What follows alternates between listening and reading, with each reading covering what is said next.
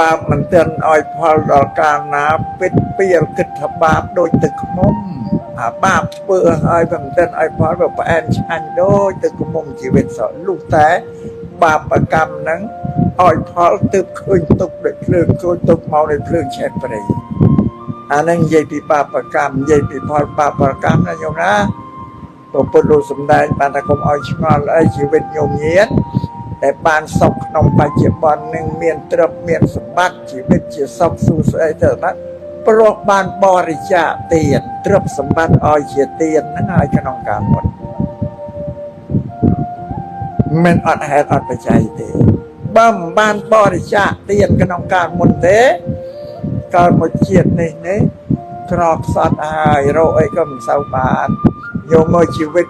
មនុស្សដែលកើតមកមានដូចគ្នាណាមិនចាំទៅមើលឆ្ងាយតែមើលទៅក្នុងស៊ីមរៀបយើងទៅឃើញខ្លះក្រខ្សត់ទៅខ្លះក៏មានបង្គួរខ្លះក៏មានខ្លាំងខ្លះក៏មានដល់តែបដិសេធទៅពីព្រោះពីមុនមកគេបានបរិច្ចាគទានធ្វើកុសលវិជ្ជាគេបរិច្ចាគទៅ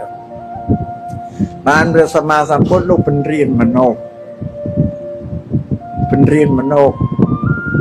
រោគទ្រព្យសម្បត្តិមកឲ្យបែងជា4ចំណែកបែង4វាចាំណាញោមណាពីមុនមិនដឹងមកនេះមកទេសនាឲ្យដឹងហើយតទីរួចឯងថ្ងៃក្រោយអាត្មាជួបញោមតាណាអាត្មាសួរឲ្យធ្វើទេសនាអាត្មាចាំឲ្យបានឡើយនិយាយរៀបរាប់ប្រាប់អាត្មាបានទេហ៎តាកាណាតាស៊ូមដឹងលក់ហើយទេអានឹងប្រាប់ទេឲ្យដឹងយកបើមិនស្ដាប់ទេម៉េចលោកឲ្យបែងជា4ចំណែកប្រពុតចំណែកភាគទី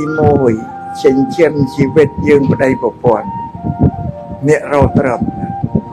អញ្ចឹងជីវិតមិនសំដៅទៅលើតបាយនំចំណីទេសំដៅដល់គ្រឿងសម្ភារៈឧបភោគបរិភោគទាំងបានមកសម្រាប់យើងពីរនាក់ភាគទី2ចិញ្ចឹមមេត្តាបិតារបស់ព្រះយើងលោកបញ្រៀនយ៉ាងបើយើងម្នាក់នេះកូនរបស់លោកឪពុកអ្នកម៉ែនេះមិនដឹងជាប្រើប្រាស់ទ្រព្យសម្បត្តិកើតអស់ប្រមាណទេម្នាក់នៅតាំងពីញើសមកនោះដល់អាយុជាង20ណារៀនសូត្រអីទៅរឹមហ្នឹងមានគូមានសកលទៅនឹងវាស្រាឲ្យឈប់ប្រើរបស់គាត់ហើយរោគខ្លួនឯងហើយ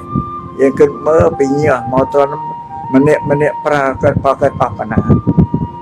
គិតមិនដែរគិតផងកូនស្រឡាញ់កូនមិនដែរគិតទេប្រមាណក៏បច្ចេកថាឲ្យកូនដោយសេចក្តីត្រូវការអញ្ចឹងគាត់វិញពលលោកបញ្រៀនស្រេចបើតាមពុទ្ធសាសនាថាដោះបំណុលអាណាត្មានិយាយថាឲ្យចិញ្ចឹមញ៉ាបានទេហ៎បើទុកដូចជាបំណុលព្រោះយើងបល់ត្រាប់គាត់យកមកប្រើប្រាស់ហើយត្រូវសងវិញដូចខ្ញុំទៅខ្ចីប្រាក់ធនាគារឲ្យខ្ញុំសងគេអាហ្នឹងយើងប្រើប្រាស់រឿងភាគទី2ភាគទី3បុលទ្រព្យសម្បត្តិឲ្យកូនយើងចិញ្ចឹមកូនហើយអាទី3ចិញ្ចឹមកូននោះក៏សំខាន់ណាស់ព្រះពុទ្ធថាកូនជាឈើច្រត់ប្រាប់ត្រង់ញ៉ាំបងកូនឈើច្រត់របស់ម៉ែអង្គហ្នឹងសម្រាប់ដល់យើងត្រុតត្រោមចាស់ក្រឹមគ្រាទៅត្រូវការឈើច្រត់អត់ដូចជាបាសិកាឡាយស៊ីវខីនឹងជាផ្តាំងតួយ៉ាងឲ្យកូនចៅទាំងអស់ឃើញហើយឃើញទេចាស់ទៅក៏ធ្វើអីកើតបកែតែពីក្មេងទេរត់លោតហក់លីសែងរែកពុនឲ្យបានឲ្យចាស់ទៅមានតែធ្វើឲ្យបានអស់លទ្ធភាពម្ល៉េះត្រូវកូននឹងឯងដែលជួយកិច្ចការគាត់ទាំងអស់បានប្រពន្ធលោកថាជួយច្រត់សម្រាប់ទប់ខ្លួនហ្នឹងលោកប្រាប់ត្រង់តែមកចាត្រូវរោឈើចាត់ច្រត់ឲ្យបានច្រើនណាបានមកតំបប្រាប់ទៅញោមនេះមានឈើច្រត់ប្រហែលញោមមានឈើច្រត់ប្រហែលនេះឈើច្រត់2ដណ្ដប់ហ៎1ឡូហ៎គាត់មានឈើច្រត់1ឡូ អាឈើច្រាត់មកកើត1 ឡូទៅតិយកឈើច្រាត់បាន1 ឡូមកទៀតឡើង2 ឡូនេះបងណាជីវិតរបស់គាត់មានអីមានឈើច្រាត់ជុំវិញខ្លួនទុកជ្រែងគាត់ចង់បានអីសើអីកូនចៅបំពេញកិច្ចការងារចាំបាននឹងព្រះសម្មាសម្ពុទ្ធលោកប្រាប់ឲ្យយើងដឹងខ្លួនបើមនុស្សថ្ងៃគេមិនសូវចង់បានឈើច្រាត់ទេបានតែមើលដល់ចាស់ទៅក៏ទឹកភ្នែកឡាម